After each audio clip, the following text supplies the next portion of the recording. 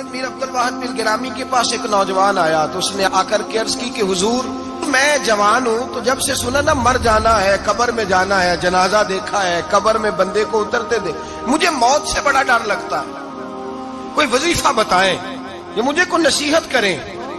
تو میر عبد الواحد بن گرامی رحمت اللہ علیہ فرمانے لگے بیٹے تیری جیب کس طرح کی ہے، پیسے کس طرح کے؟ کہنے لگا حضور بڑا کرم ہے اللہ کا، مالدار ہوں، خوشحال ہوں۔ آپ نے فرمایا ایک پروگرام، یہ نہیں اس کو نفسیاتی طور پہ مطمئن نہیں کیا، نہ آپ نے اسے کوئی وظیفہ بتایا، نہ ذہنی طور پر اسے کوئی لیکچر دیا، کہ فرمایا تیری مالی پوزیشن کس طرح کی ہے؟ کہنے لگا حضور میں الحمدللہ مالدار ہوں، اللہ نے مجھے نوازا ہوا ہے۔ آپ فرمانے لگے اس طرح کر، روزانہ کی بنیاد پہ صدقہ دینا شروع کر، اور فرض نماز کے ساتھ ساتھ روزانہ کی بنیاد پر چند نفل پڑھنے شروع کر، صدقہ روز دے، 10 روپے دے لیکن دینے روزانہ ہے، 15 روپے دے لیکن دینے روزانہ ہے، روزانہ کی بنیاد پر صدقہ کر۔ بچہ کہتا میں بھی حیران تھا کہ حضرت میں تو وظیفہ پوچھنے آیا تھا کہ موت سے ڈر لگتا ہے، انہوں نے مجھے صدقے پہ لگا دیا، نفل پہ لگا دیا، وہ تو کام میں کر رہا ہوں۔ خیر بزرگ تھے، وظیفہ پڑھنے لگا، صدقہ دینے لگا، اللہ اللہ کرنے لگا۔ فرماتے ہیں کچھ دن بیت گئے تو میر عبد الواحد بن گرامی رحمت اللہ علیہ 6-7 ماہ کے بعد دوبارہ ملاقات ہوئی تو فرمانے لگے بیٹے اب تیرا کیا حال ہے؟ تو وہ نوجوان کہنے لگا حضور اب مجھے مرنے سے ڈر نہیں لگتا، بلکہ اب تو میرا مرنے کو دل کرتا ہے، تو دل کرتا ہے، ڈر نہیں لگتا، اب دل کرتا ہے۔ اور حضور آپ نے میرے ساتھ کیا کیا ہے کہ میرا تو دل کرنے لگا ہے مرنے کو، خوف نکل گیا ہے، دل کرنے لگا ہے میں جاؤں۔ تو بڑا خوبصورت ارشاد فرمایا، کیا بات ہے، اللہ والوں کی باتیں اللہ کے لشکروں میں سے لشکر ہوتی۔ میر سید عبد الواحد بن گرامی رحمت اللہ علیہ فرمانے لگے بھائی جس جگہ آدمی کی پراپرٹی ہوتی ہے، جس جگہ اس کا مکان ہوتا ہے، جس جگہ اس کی جائیداد ہوتی ہے، وہاں اس کا جانے کو دل کرتا ہے۔ فرمایا اب تو نے صدقہ دے کے نفل پڑھ کے جنت میں اپنا مکان بک کرا لیا ہے، اب وہاں تیرا پلاٹ ہو گیا ہے، اب تیرا ڈر نہیں لگے گا، اب تیرا جنت میں جانے کو دل کرے گا، اب تیرا وہاں جانے کو جی چاہے گا جہاں آدمی کی زمین نہیں ہوتی، جگہ نہیں ہوتی، سر چھپانے کو مکان نہیں ہوتا۔ بھائی نبی کریم صلی اللہ علیہ وسلم کی بارگاہ میں حضرت عمر آئے، بخاری مسلم میں موجود، کہتے ہیں حضور اٹھے چارپائی سے تو نبی پاک کے کمر مبارک پر موٹے موٹے بان کے نشان تھے۔ عرض کی یا رسول اللہ صلی اللہ علیہ وسلم کیسر و کسرا تو اتنی موج میں ہے، یا رسول اللہ وہ تو اتنی موج کر رہے ہیں اور آپ اس تکلیف میں۔ تو محبوب نے فرمایا عمر کیا تم یہ پسند نہیں کرتے کہ وہ دنیا میں موج کر لے اور اللہ آخرت کی ساری عزتیں ہمیں ہی عطا فرما دے؟ فرمایا میں تمہاری دنیا سے کچھ لینے نہیں آیا، میں تو بطور مسافر یہاں وقت گزار کے پیغام الہی دینے آیا۔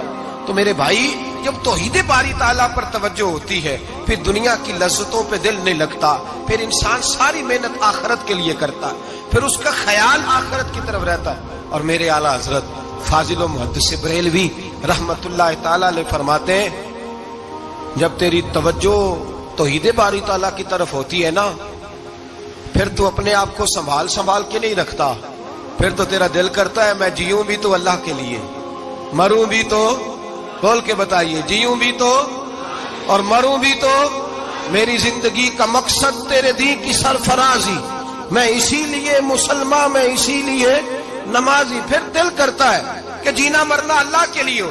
پھر صحابہ حضور کی بارگاہ میں آ کے سفارشیں کرتے ہیں۔ حضرت ابو سعد خزیمہ، بڑی عجیب حدیث اور بڑا نرالا رنگ اس روایت کا، حضرت ابو سعد خزیمہ رضی اللہ تعالیٰ عنہ، ان کے بیٹے، ان کا نام سعد تھا، بیٹے بدر میں شہید ہو گئے۔ حضور نے احد کے لیے اعلان کیا تو حضرت خزیمہ آئے نبی پاک کی بارگاہ میں اور آ کے کھڑے ہوئے تو عرض کرنے لگے محبوبہ میں دعا کرانے آیا ہوں۔ صحابہ کہتے ہیں لبو لہجے میں اتنا حسن تھا، گفتگو میں اتنی مٹھاس تھی، اس کی بولی کے اندر اتنا پیار تھا کہ ہمارے دل مائل ہو گئے کہ یہ کیا کہنے آئے۔ حضرت خزیمہ عرض کرنے لگے یا رسول اللہ صلی اللہ علیہ وسلم میرا صاحبزادہ، میرے بیٹے محمد سعد وہ بدر میں شہید ہو گئے تھے، یا رسول اللہ میں شہادت سے رہ گیا تھا، حضور ہم دونوں باپ بیٹے کا ارادہ تھا جہاد میں آنے کا، ہم دونوں کا پروگرام تھا، وہ کہتا تھا میں جاؤں گا، میں کہتا تھا میں جاؤں گا۔ پھر ہم نے قرعہ اندازی کی تو قرہ میرے بیٹے کے نام نکلا، بیٹا میرا آیا بدر میں، پھر اللہ تبارک و تعالیٰ نے اسے شہادت عطا فرمائی، وہ شہید ہو گیا۔ یا رسول اللہ صلی اللہ علیہ وسلم، آپ نے کل اعلان فرمایا ہے کہ احد کے لیے جانا ہے، اور رات ہی کو میرا بیٹا مجھے خواب میں ملا ہے، اور میں نے دیکھا ہے وہ تو جنت کی نہروں کے قریب سیرے کر رہا ہے، اور مجھے کہہ رہے ابا جی جلدی آ جائیں، یہاں مل کے رہیں گے، مل کے وقت گزاریں گے۔ یا رسول اللہ صلی اللہ علیہ وسلم، میں بے چین ہو گیا ہوں اس کے پاس جانے کے لیے، دعا فرمائے اللہ مجھے بھی شہادت عطا فرما دے، اللہ مجھے بھی شہادت دے دے۔ صحابہ کہتے ہیں اس کی عجیب، اس کا دعا کرانے کا، ہم نے تو دیکھا تھا لوگ دعا کرانے آتے ہیں کوئی مصیبت کے لیے، کوئی پریشانی کے لیے، کوئی آزمائش کے لیے، کوئی بیماری کے لیے۔ یہ مصطفیٰ کریم کے صحابہ کا بارگاہ خداوندی پر اعتماد، توحید باری تعالیٰ پر نظر، کہ وہ کہتے ہیں ہم تو اللہ کے لیے جان دینے کی دعا کرانے آئے، دعا کریں اللہ ہمیں اپنے رستے میں شہادت کی موت دے۔ صحابہ کہتے ہیں نبی پاک نے دعا فرمائی، پھر ہم نے حضور کی دعا کو قبول ہوتے بھی دیکھا، ہم نے اپنی آنکھوں سے مصطفیٰ کی دعا کو قبول ہوتے دیکھا، ہم نے جناب خزیمہ کو احد کے میدان میں شہید ہوتے دیکھا، اور میرے رسول پاک صلی اللہ علیہ وسلم کے صحابہ ان کی طرف دیکھتے تو رشک کرتے، فخر کرتے، کہتے دیکھو یہ وہ غلام ہے جو حضور سے دعا لے کر کے دنیا سے گیا۔ آج جو لوگوں کا مرنے کو دل نہیں کرتا، آج بڑی بڑی بلڈنگیں بناتے ہیں، بڑی بڑی عمارتیں کھڑی کرتے ہیں، بڑی بڑی جائیدادیں بناتے ہیں، ہر بینک میں اکاؤنٹ کھلواتے ہیں، سرمایہ، پیسہ، دنیا داری بناتے ہیں، تعلقات بناتے ہیں، سیاسی سماجی رشتے، دنیا داری کے جھوٹ کے ناطے۔ توحید باری تعالیٰ پر جب اعتماد ہوتا ہے تو انسان جس رشتے کو مضبوط کرنا چاہتا ہے وہ یا خدا کا رشتہ ہوتا ہے یا محمد مصطفیٰ کا رشتہ ہوتا ہے، باقی تو پھر اس کی توجہ ہٹ جاتی، باقی تو ہٹ جاتی ہے توجہ، پھر وہ یہ دیکھتا ہے کہ خدا رسول کے ساتھ رشتہ کس طرح مضبوط ہو سکتا ہے۔ میرے بھائی، توحید باری تعالیٰ اللہ کے رستے میں مرنے کا جذبہ دیتی ہے، راہ الہی میں نکلنے کا شوق پیدا کرتی ہے۔ اللہ تبارک و تعالیٰ کی توحید جب تو کامل طور پر مانتا ہے پھر تیرا آگے بڑھنے کو دل کرتا ہے۔ حضرت سیدنا انس بن مالک رضی اللہ تعالیٰ عنہ فرماتے ہیں، الترغیب والترہیب میں حدیث مبارکہ موجود ہے، فرماتے ہیں احد کے میدان میں یا اس کے علاوہ کوئی ایسا موقع تھا کہ ایک صحابی حضور کی بارگاہ میں آئے، عرض کرنے لگے یا رسول اللہ صلی اللہ علیہ وسلم، ایک تو میں غریب ہوں، دوسرا میری شکل صورت خوبصورت نہیں، تیسرا میرے وجود سے بدبو نکلتی ہے، کوئی میرے قریب نہیں بیٹھتا، اگر میں اللہ کے رستے میں جہاد کروں، اپنی راہ خدا میں جان دے دوں، تو بتائیے میرا رب مجھے کیا عطا کرے گا؟ تو نبی پاک نے فرمایا اگر تو شہید ہو گیا تو سارے دروازے کھل جائیں گے جنت کے، سیدھا جنت میں جائے گا۔ یقین کامل دیکھیے، احد کے میدان میں تلوار پکڑی، جہاد کیا، شہید ہو گئے، صحابہ کہتے ہیں نبی پاک اس کے سرانے آ کے کھڑے ہوئے، اور کیا خوبصورت جملے ارشاد فرمائے اللہ تبارک و تعالیٰ نے اس کی بدصورتی کو خوبصورتی میں بدل دیا ہے، اللہ نے اس کے وجود سے آنے والی بدبو کو خوشبو سے بدل دیا، اور نبی پاک علیہ السلام فرمانے لگے جنت کی حور دروازہ کھول کے اسے کہہ رہی ہے آ جا جلدی جلدی، اللہ نے تیرا نکاح میرے ساتھ فرما دیا ہے، جلدی آ جا، میں تیرے استقبال کو کھڑی۔ میرے عزیز، کچھ لوگ ایسے ہیں جن سے عذاب قبر ہوگا ہی نہیں۔ میرے رسول کریم صلی اللہ تعالی علیہ وسلم نے ارشاد فرمایا کہ جو اللہ کے رستے میں شہید ہو گیا، یہ سنن نسائی میں موجود ہے، اسے عذاب قبر نہیں ہوگا، بلکہ ایک حدیث میں تو فرمایا حساب کتاب ہی نہیں ہوگا، اللہ بغیر سوال جواب کے جنت عطا فرما دے۔ کچھ لوگوں کو لوگوں کی بخشش پہ بھی مسئلہ ہی بنتا ہے کہ کوئی بخشا نہ جائے۔ اور ایک صاحب کہہ رہے تھے جی یہ کیا معاملہ ہے کہ جمعے کو بندہ مر گیا یا فلانا ہو گیا تو اس سے حساب کتاب نہیں ہوگا، اتنے بڑے جرم لوگوں نے کی، اتنے پاپ، اور جمعے کو مر گیا تو بخشا جائے گا۔ تو میں نے کہا جرموں کا بھی اسے حساب اللہ لے لے گا، لیکن میاں حساب کتاب کی ڈیوٹی نہ اللہ کی ہے تو بہتر یہ ہے کہ اسی کے ہاتھ میں رہے، تو نہ اپنے ہاتھ میں لینے کی کوشش کر۔ سنن ترمذی کی حدیث، ہمیں پتہ نہیں کیا مصیبت ہے، ہمیں پتہ نہیں کیا مسئلہ ہے۔ ایک جنازے سے میں نکلا، آپ یقین کریں کبھی کبھی کلیجہ پھٹ جاتا ہے، میں ایک جنازے سے نکلا تو میرے ساتھ ایک بندہ جنازہ پڑھ کے نکلا تو کہنے لگا جی پیر صاحب دیکھیں آج کتنی دنیا آئی ہے، حالانکہ یہ بندہ اس طرح کا تھا، اس طرح کا تھا، اس طرح کا تھا۔ میں نے اسے کہا یار تجھے تو فکر ہی لگ گئی ہے کہیں جنت میں چلا ہی نہ جائے. تو اس طرح کرنا، جنت کے دروازے کے سامنے کھڑے ہو جانا ڈنڈا لے کے کہ میں نے نہیں جانے دینا. شرم آنی چاہیے ہمیں. اللہ فرماتے ہیں جنت اتنی چوڑی ہے جتنے زمین و آسمان، اس کی چوڑائی زمین اور آسمان کے برابر ہے. تو ہم تو اپنے علاوہ کسی کو جانے نہیں دینا چاہتے جنت میں. اور بس کریں، جنت خدا کا فضل ہے، اور اللہ فرماتے ہیں میرا فضل میں جسے چاہتا ہوں عطا کرتا ہوں. یہ سنن ترمذی کی حدیث، اور اس کے راوی حضرت عبداللہ ابن عمر رضی اللہ تعالیٰ عنہ.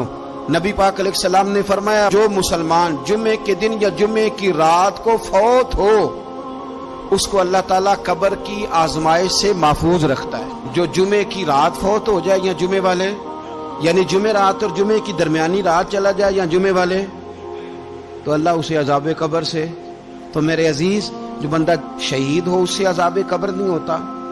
جو آدمی جمعے کے دن یا جمعے کی رات چلا جائے اسے بھی عذاب قبر نہیں ہوتا. اور میرے رسول کریم صلی اللہ تعالی علیہ وسلم نے فرمایا جو بندہ ایک دن اور ایک رات، یہ حدیث صحیح مسلم میں، سنن ترمذی میں، مصنف عبد الرزاق میں موجود ہے، ایک دن اور ایک رات اللہ کی رضا کے لیے اسلامی سرحد پہ پہرا دے. میں اور آپ سوئے ہوئے ہیں، لیکن وہ لوگ جو فوجی بارڈروں پہ کھڑے ہیں، دیکھو مدینے والے محبوب کس کس پہ کرم فرماتے ہیں. ساری عمر نہیں، 24-25 سال کی سروس نہیں، فرمایا ایک دن اور ایک رات اللہ کی رضا کے لیے جو اسلامی سرحد پر پہرا دے، مسلمانوں کو کافروں سے بچائے، رب اسے عذاب قبر نہیں دے گا، اسے اللہ تعالیٰ اپنے فضل سے معاف فرما دے گا. ایک رات اور ایک، آپ کیا سمجھتے ہیں کہ ان فوجیوں کی کوئی چھوٹی شان ہے؟ ان کا کوئی چھوٹا مرتبہ ہے؟ ایک دن اور ایک رات اگر یہ پہرا دیں تو اللہ انہیں اتنا انعام عطا کرتا ہے. اسی طرح سن لو، یہ ذرا غور سے سننا، ابن ماجہ کی حدیث، اور اس کے علاوہ مسند ابو یعلا میں موجود حدیث کے راوی حضرت ابو ہریرہ رضی اللہ تعالی عنہ، حضور صلی اللہ تعالی علیہ وسلم نے فرمایا جو شخص بیماری سے فوت ہوا، قربان جاؤں میرے محبوب نے بیماری کا نام ہی نہیں لیا، فرمایا کوئی بھی بیماری ہو، فرمایا جو آدمی بیماری سے فوت ہوا اللہ اسے شہادت کی موت عطا فرمائے گا، اور وہ عذاب قبر سے اور قبر کے امتحان سے بھی محفوظ رہے گا. اور حضور فرماتے ہیں اس کو صبح اور شام جنت کے باغوں میں سے رزق دیا جائے گا. جو کسی بھی بیماری سے مرا، یہ لوگ بیماری سے مر رہے ہیں تو لوگوں نے اچھوت سمجھ رہے ہیں، اچھوت، یہ اچھوت نہیں ہے، اس لیے کہ لوارث نہیں، یہ خدا رسول کے ماننے والے ہیں. تم انہیں اچھوت کہہ رہے ہو اور مدینے والے رسول انہیں شہید فرما رہے ہیں. حضور نے فرمایا جو بیماری سے مرے شہید ہے، وہ قبر کے عذاب سے محفوظ رہے گا اور جنت کے باغوں میں سے اللہ رزق دے گا. لوگ کہتے ہیں دیکھو جی بڑا تانگ ہو کے دنیا سے گیا ہے، تو اس بندے کو بھی عذاب قبر نہیں ہوتا. اسی طرح جو بندہ سورہ ملک پڑھتا ہے، سنن ترمذی میں حضرت ابن عباس سے روایت ہے کہ حضور صلی اللہ علیہ وسلم کے ایک صحابی نے ایک جگہ خیمہ لگایا تو وہاں سورہ ملک پڑھنے کی آواز آتی، کوئی بندہ پڑھنے والا نظر نہیں آتا تھا. جب حضور کی بارگاہ میں عرض کیا تو فرمایا وہاں قبر تھی اور قبر کے اندر بیٹھ کے میرا صحابی سورہ ملک کی تلاوت کر رہا تھا. اگر ہمیں خسرہ نمبر یاد ہو جاتا ہے نا اپنی جگہ کا، اور ہمیں پتہ ہوتا ہے کہ میرے والا حصہ کتنے کروڑ کا ہے، اگر ساری کہانیاں ہمیں یاد ہوتی ہیں تو سورہ ملک بھی ہمیں یاد ہو سکتی ہے. موبائل پہ اس کو ریکارڈ کر لیں، پھر اس کو سنیں کبھی بھی سورہ ملک میں. اور ہمارے سلسلہ عالیہ میں تو سورہ ملک وظیفہ ہے. ہمارے الوظیفۃ الکریمہ میں اعلیٰ حضرت نے لکھا ہے کہ رات کو سورہ ملک اور سورہ یاسین کے بغیر سونا نہیں. سورہ ملک اتنی شاندار سورت ہے کہ نبی پاک صلی اللہ علیہ وسلم نے فرمایا یہ قیامت کے دن اللہ کی بارگاہ میں ناز سے جھگڑا کرے گی اور کہے گی اے اللہ یہاں تو میرے پڑھنے والے کو جنت عطا فرما یا مجھے قرآن پاک سے علیحدہ کر دے. تو رب کریم پھر اپنے فضل سے پڑھنے والے کو جنت عطا کرے گی. میری اپیل ہے ہر اس شخص سے جو کسی بھی مشکل کا شکار ہے، کسی بھی آزمائش کا شکار ہے، کسی بھی ذہنی پریشانی کا شکار ہے، وہ کسی بھی قسم کے دباؤ کا شکار ہے، کسی الجھن کا شکار ہے، کسی تکلیف میں ہے، کسی درد میں ہے، فقر میں ہے، آزمائش میں ہے، قرض میں ہے، بیماری میں ہے، پریشانی میں ہے، وہ اپنے رب کی بارگاہ میں استغفار پڑھے. استغفر اللہ ربی من کل ذنب واتوب الیہ کثرت کرے، نہیں تو استغفر اللہ استغفر اللہ استغفر اللہ کثرت سے پڑھے. کسی بھی صورت میں اپنے مالک کے حضور استغفار کرتا رہے، کرم ہوتا رہے گا، رحمت ہوتی رہے گی، بخشش ملتی رہے گی، اللہ درگزر فرمائیں گے۔ حضرت امام حسن سے آ کے وظیفہ پوچھا، اس شخص نے کہا حضور اولاد کوئی نہیں تو وظیفہ بتایا، تو آپ نے فرمایا استغفار پڑھا کر، کیا کر؟ اس نے کہا ٹھیک ہے۔ تو حضور پھر میں دوبارہ کب آؤں؟ تو امام حسن کہنے لگے بے اولاد ہے نا تو، استغفار کا وظیفہ بتایا نا؟ کہا ہاں۔ فرمانے لگے اب اس وقت آنا جب اللہ تجھے 10 بیٹے عطا کرے گا۔ کتنے؟ 2 4 نہیں، 10 ہی کہہ دیے۔ تو حضرت امیر معاویہ رضی اللہ تعالیٰ دیکھا، کہنے لگے حسن اتنا بڑا دعویٰ؟ آپ فرمانے لگے میں نے کہہ دیا نا تو اللہ فضل کرے گا۔ ہاں ہاں اللہ خیر کرے گا، خیر ہو جائے گی۔ وہ شخص کئی سالوں کے بعد آیا، کئی سالوں کے بعد، تو حضرت امیر معاویہ کو بھی ساتھ لایا، کہنے لگا حضور اللہ کے فضل سے اللہ نے 10 بیٹے عطا فرمائے، پورے 10 ہی اللہ نے دیے۔ تو حضرت امیر معاویہ کہنے لگے جناب بات تو آپ کی سچی ہو گئی، پر مجھے بھی بتائیے وظیفہ کہاں سے لیا؟ فرمانے لگے قرآن پاک سے، سورہ نوح کی 10 11 12 آیت پڑھو۔ اللہ فرماتے ہیں تم استغفار پڑھو، میں تمہاری بیٹوں سے بھی مدد کروں گا، مالوں سے بھی مدد کروں گا۔ تو میں نے استغفار بتائی تھی اور قرآن میرے اللہ کا ہے، رب کا وعدہ جھوٹا ہو سکتا؟ فرمایا 10 بیٹے ملنے تھے، میں نے کہہ جو دیا تھا۔ وہ میرے بھائیوں یاد رکھیں، استغفار اللہ کی رحمت نازل کرتا ہے۔ ایک ہوتا ہے خوف، ایک ہوتی ہے خشیت۔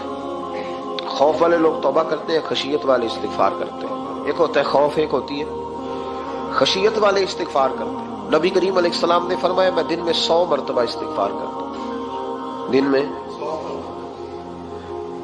توبہ والا کہتا ہے کہ میں بھول گیا تھا، مجھے معافی مل جائے، اور خشیت والا کہتا ہے میرا یار ناراض نہ ہو جائے، وہ استغفار ہی کرتا رہتا ہے، وہ معافی مانگ۔ حضرت رومی نے مثال دی ہے، فرماتے ایک عورت تھی تو بھیک مانگا کرتی تھی، ایک دن بادشاہ کے دروازے پہ بھیک مانگنے گئی تو بادشاہ کو پسند آ گئی، اس نے نکاح کر لیا۔ 20 کنیزائیں اس بی بی کے پاس تھی خدمت کرنے کے لیے، روٹی دینے کے لیے، کپڑا دینے کے لیے، لیکن وہ ہر وقت روتی رہتی تھی، ہر وقت روتی۔ ایک سمجھدار کنیز کہنے لگی کہ ملکہ اب تیرا درجہ بہت بڑا ہے، تو ہر وقت روتی رہتی ہے، معافی ہی مانگتی رہتی ہے ہر وقت، کون سی ایسی نعمت ہے جو تیرے پاس نہیں؟ تو وہ کہنے لگی اس لیے تو روتی ہوں۔ کیا مانا؟ کہنے لگی اس لیے روتی ہوں کہ میں اس قابل نہیں تھی جو مجھے مل گیا، کہیں میرے سر کا سائیں ناراض نہ ہو جائے، وہ کہیں بگڑ نہ جائے، مجھے پتا ہے کہ میں کیا تھی اور مجھے کہاں تک پہنچا دیا، میں روتی اس لیے ہوں کہ کبھی کہیں وہ ناراض۔ حضرت عمر اس لیے روتے تھے کہ کہیں مصطفیٰ ناراض نہ ہو جائے، حضرت ابو بکر اس لیے تڑپتے تھے کہ کہیں اللہ کا فضل روٹ نہ جائے۔ یہ جو مولا علی اپنے کمرے میں بیٹھ کے زور زور سے استغفار پڑھتے تو اس لیے نہیں کہ بڑے پاپ تھے جن کی معاذ اللہ معافی مانگتے تھے، اس لیے کہ رب رسول کہیں ناراض نہ ہو۔ خشیت تھی کہ جہاں ہم پہنچے ہوئے کہیں وہاں سے واپس۔ استغفار بندے کی اللہ سے صلح کرا دیتا ہے، بندے کی رب سے صلح ہو جاتی ہے جب استغفار۔ دیکھیں نا بڑی سادی سی بات ہے کہ 2 بھائی ناراض ہو تو بڑا کہتا ہے اس نے میری بے ادبی بڑی کی، تو چھوٹا اگر پاس آ جائے اور پیر پکڑ لے کہ چل یار معاف کر دے، تیرا بھائی نہیں۔ پتہ کیا ہوتا ہے؟ صرف معافی نہیں ملتی، ہاں ہاں صرف معافی نہیں، چھوٹے نے بے ادبی کر دی، بڑے کو تکلیف ہوئی، بات جب آگے بڑھی نا تو بڑے نے شکوہ کیا، جب لوگوں نے چھوٹے کو سمجھایا تو چھوٹا جب معافی مانگتا ہے، ادھر دیکھو میری طرف، جب چھوٹا معافی مانگتا ہے نا اٹھ کے جاتا ہے اور بڑے کے پیر پکڑتا ہے تو میرا معاف نہیں کرتا، بڑا رو بھی پڑتا ہے، بڑا رو بھی پڑتا ہے، اور وہ کہتا ہے کہ وہ میں اور تو اماں کے پاس اکٹھے بیٹھتے، ایک باپ کی موٹر سائیکل پہ اکٹھے بیٹھتے، تو تیرا اور میرا رشتہ یار تو نے یہ کیوں؟ وہ جو آنسو نکلتے ہیں نا وہ درد ہوتا ہے، وہ کیف ہوتا ہے، وہ سوز ہوتا ہے، وہ لذت ہوتی ہے، وہ پیار ہوتا ہے۔ رب کہتا ہے تو معافی مانگ، انہو کان غفارا، تو معافی مانگ، میں تجھے معاف بھی کروں گا، تیرے اوپر رحمت بھی فرماؤں گا، تیرے اوپر کرم نوازی بھی کروں گا، تجھے نواز دوں گا، تجھے عطا کروں گا۔ حضرت موسیٰ کلیم اللہ علیہ السلام کا زمانہ مبارکہ تھا، قحط پڑ گیا، بارش نہیں ہوتی۔ ہم لوگ نا اب تو خیر ہمارے پاکستان میں تو ٹیبل ٹاک ہوتی ہے، ٹاک شو ہوتے ہیں، ہمارے ہاں تو پتہ کیا جاتا ہے کہ بارش ہو کیوں نہیں رہی، پھر اس پہ یہ ہوتا ہے کہ دھواں بڑا چڑھ گیا ہے، حالات بڑے خراب ہیں، فلاں ایسے ہو گیا قحط کا۔ ہم تو اسباب تلاش کرتے رہتے ہیں نا جی، فوق بہت زیادہ ہے، فلاں چیز ایسے ہے، فلاں چیز ایسے، ہم تو یہ تلاش کرتے رہتے ہیں۔ وہ لوگ یوں نہیں کرتے تھے، وہ سیدھے جا کے مصلوں پہ بیٹھتے تھے، اس لیے کہ وہ کہتے تھے جب رب چاہتا ہے تو پھر کوئی چیز کسی چیز کو روک سکتی، وہ سیدھے مصلے پہ بیٹھتے۔ اعلیٰ حضرت فاضل بریلوی رحمۃ اللہ علیہ کے پاس ایک مولانا محمد حسین آئے، وہ فلکیات کے بڑے ماہر تھے، تو اعلیٰ حضرت نے فرمایا ذرا ستاروں کا حساب لگا کے دکھاؤ بارش کب ہوگی؟ کہنے لگا پورا مہینہ تو نہیں ہوگی۔ تو اعلیٰ حضرت رحمۃ اللہ علیہ فرمانے لگے کہو کہ میرا علم کہتا ہے مہینہ نہیں ہوگی، اللہ چاہے تو ابھی ہو سکتی ہے۔ کہنے لگا جی وہ تو ٹھیک ہے پر میرا علم، وہ جیسے روز لوگوں نے پیر نیٹ ٹو سین شاہ صاحب نہیں کھولے ہوتے کہ بارش کب آئے گی، اور اس کی طرف نہ دیکھ، مصلے پہ بیٹھ، مہربانی کر مصلے پہ بیٹھ، اللہ کی بارگاہ میں حاضر ہو، اس سے معافی مانگ، اسے منا تاکہ وہ رحمت کی بارش۔ کہنے لگا جی میرا علم کہتا ہے۔ تو اعلیٰ حضرت فرمانے لگے پھر وہی بات، تو کہہ اللہ چاہے تو بارش ابھی، لیکن یہ جو اڑ گئے ہیں نا بیچارے، یہ اڑ ہی گئے ہیں، یہ جہاں الجھ گئے ہیں وہاں یہ لوگ الجھ گئے، اللہ ہمیں الجھنے سے محفوظ فرمائے۔ تو اعلیٰ حضرت اٹھے تو فرمایا ٹائم کیا ہوا ہے گھڑی پہ؟ کہنے لگا جی 12۔ تو اعلیٰ حضرت نے گھڑی گھمائی، اب کیا بج گیا؟ کہنے لگا 4 بج گئے۔ فرمانے لگے بج گئے نا 4؟ کہنے لگا جی آپ نے گھڑی گھما جو دی ہے۔ فرمانے لگے اللہ بھی جب چاہے تو ستارے گھما دیتا ہے، اللہ بھی ستارے گھما دیتا ہے بارش۔ کہنے لگا جی وہ تو ٹھیک ہے پر مہینہ نہیں ہو سکتی۔ اڑا ہوا بندہ، اس کا کوئی علاج ہے؟ جو اڑ جو جائے اس کے لیے قرآن کہتا ہے وَإِذَا خَاطَبَهُمُ الْجَاهِلُونَ قَالُوا سَلَامًا، اسے سلوٹ کرو دور سے، اسے کو تو جان اور تیرا۔ کہنے لگا جی ہو نہیں سکتی پورا مہینہ۔ فرمانے لگے یار تو جا اپنا کام کر۔ وہ شخص کہتا ہے میں نے دروازہ کھولا اعلیٰ حضرت کا، کمرے سے باہر نکلا تو تیز بارش ہو رہی۔ واپس آیا تو میں نے کہا احمد رضا یہ عقیدہ کہاں سے لیا ہے؟ فرمایا دروازہ مصطفیٰ سے لیا ہے صلی اللہ علیہ وسلم۔ تو یاد رکھیں کہ اللہ کو منانا چاہیے، استغفار کرنا چاہیے۔ پھر غور کر لیں اس بات پر کہ وہ کتنا عظمت اور رفت والا شخص ہے جس کی اللہ کی نظر میں عزت ہے، جو اللہ کے ہاں قابل اکرام ہے، مالک کے ہاں۔ عزت، تعظیم اور توقیر یہ مسلمان کا خوبصورت عمل ہے، ان سے ایک اچھا اور خوبصورت معاشرہ جنم لیتا ہے۔ لیکن اگر بڑوں کو تکلیف دی جائے، بزرگوں کی بے ادبی کی جائے، معاشرے میں بگاڑ بھی پیدا ہوتا ہے اور بدصورتی بھی پیدا ہوتی ہے، بدصورتی پیدا ہوتی ہے، بدبو پھیلتی ہے، اس سے معاشرے کا حسن مان پڑتا ہے۔ بڑوں کو تکلیف نہ دیں، آزمائش میں مبتلا نہ کریں۔ جس کو اللہ تبارک و تعالی نے ہم سے بڑا کیا ہے، علم میں کیا ہو، عمل میں کیا ہو، تقوی میں کیا ہو، یا ویسے ہی دین کے اندر اس کی داڑھی سفید ہو گئی، اس شخص کا اکرام کریں، اس کو عزت دیں، اس کے ساتھ ادب والا معاملہ کریں۔ یہ چیز سنوارتی ہے مسلمانوں کو۔ آج کل بے ادبی عام ہو گئی ہے۔ معاشرے میں زیادہ پاورفل وہ لوگ ہیں جن کی زبانیں زیادہ لمبی ہیں، جو عزتیں زیادہ اتارتے ہیں، لوگ ان سے زیادہ ڈرتے ہیں۔ اپنے آپ کو ان لوگوں نے بڑا پاورفل سمجھنا شروع کر لیا۔ بلکہ بدتمیزوں کی ایک اچھی ٹیم تیار کر لی جائے تو انسان بہت بڑا اونچا عہدہ بھی حاصل کر سکتا ہے، معاذ اللہ تعالی۔ یہ رواج اچھا نہیں، یہ انداز درست نہیں ہے، یہ طریقہ کار، یہ خوبصورت لوگوں کا طریقہ نہیں، یہ حسین معاشروں کا یہ انداز نہیں ہے۔ یعنی قومی سطح کے لوگ جو دنیا کے اندر کسی ملک کی نمائندگی کریں، وہی اگر ایک پریس کانفرنس اور گھنٹے کے بعد دوسری پریس کانفرنس، فلانے نے کیا وار تو دوسرے نے دیا جواب، تو یہ انداز مہذب قوموں کا نہیں ہوتا، اس سے امیج خراب ہوتا ہے۔ یہی انداز اب ہمارے گھروں میں چلتا ہے۔ کسی کی ایک بات پر جب تک سامنے والا 11 باتیں نہیں کرتا، اتنی دیر تک اس کی روح کو، اس کے دل کو تسلی نہیں ہوتی۔ یہ چیزیں عروج پکڑتی جا رہی ہیں۔ بزرگ تکلیف میں ہیں، بڑے درد میں ہیں۔ میں نے پہلے بھی ایک دفعہ عرض کیا تھا، ایک بزرگ مجھ سے کہنے لگے کہ آپ دعا کریں میرے بیٹوں کو اللہ نرمی عطا کر دے، وہ بولتے نہیں ٹھیک، ان کا لب و لہجہ صحیح نہیں ہے۔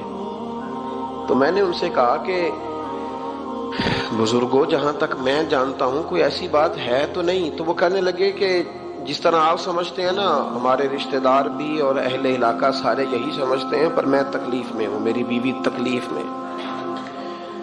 میں نے کہا کہ پھر آپ یہ اتنی زیادہ پردہ پوشی کس بات کی؟ تو وہ کہنے لگے کہ ڈرتا ہوں، اگر لوگوں کے سامنے ہم بات کرتے ہیں تو لوگ کہتے ہیں کہ تم نے تربیت نہیں صحیح کی، اگر میں بات کرتا ہوں تو لوگ مجھ پہ شک کرتے ہیں، کہتے ہیں تو نے رزق نہیں صحیح کھلایا، تو میں درد میں رہتا ہوں، کپڑا اٹھاؤں گا تو میرا اپنا بدن برہنہ ہو جائے گا۔ یار وہ کتنی تکلیف میں ہے باپ جو اپنے سگے بیٹے سے بات نہیں کرتا کہ پتہ نہیں کہاں سے بولے گا، کیا جواب دے گا میری بات کا، یعنی ڈرتا ہے، سہما ہوا رہتا ہے۔ ادھر دیکھیں میری طرف کیا کہہ رہا ہوں، یہ نوجوان ذرا غور کریں، ان لفظوں کی تکلیف محسوس کریں کہ اماں کہتی ہے کہ بھئی میں نہیں اس سے بات کرتی، اس لیے کہ وہ بڑے سخت جملے کہتا ہے، مجھ سے نہیں سہے جاتے، کوئی اور بات کرے، یعنی جس کی ماں بھی اس سے بات کرتے ہوئے ڈرے۔ کوئی نہیں سمجھ آئی آپ کو میری بات کی؟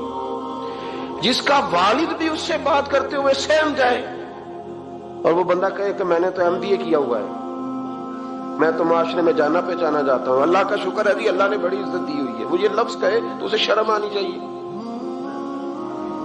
جس کے استاد بھی اسے کام بتاتے ہوئے ڈرے کہ بدتمیز ہے، نہیں کرے گا کہ نہیں۔ اگلے لفظ اس سے بھی خطرناک ہیں جس کا مرشد بے جھجک جسے کام ہی نہ بتا سکے اور جس کو کام کہنا ہی چھوڑ دے، جس کے حوالے سے لوگ خاموش ہو جائیں کہ بس مطلب کیا ضرورت ہے، جب اس پہ بات بوجھ بنے گی تو اس شخص کو پھر سوچنا چاہیے نا کہ وہ زندگی کس لیے گزار رہا، اس کا پھر انداز کیا ہے۔ بزرگ جن کی وجہ سے تکلیف میں ہو، آزمائش میں ہو، درد میں ہو، اور یار جو آدمی نیک ہو رب فرماتا ہے اس کا تو میں حیا کرتا ہوں، اللہ کہتا ہے اس کی تو میں قدر کرتا ہوں، میں اس کی۔ دیکھیں نا میرے نبی کریم صلی اللہ علیہ وسلم نے فرمایا جب سفید داڑھی والا شخص قبر میں جاتا ہے، یہ ترمذی کی حدیث ہے، تو رب کریم فرماتا ہے فرشتوں اسے عذاب نہ دینا، مجھے حیا آتی ہے، یہ سفید بال لے کے آ گیا۔ تو جس کی اللہ حیا کرے اس کی میں نہ کروں، اس کی نوجوان نہ کرے، اس کا سیان، جس کی اللہ حیا کرے اس کی ہم حیا ہی نہ کریں، ہمارا لب و لہجہ خطرناک اور خوفناک حد تک چلا جائے، ہمیں ڈھب اور سلیقہ ہی نہ ہو، ہم کہیں او گرم خون ہے جی ذرا احتیاط سے بات کرنا، کیا مانا ہوا اس بات کا؟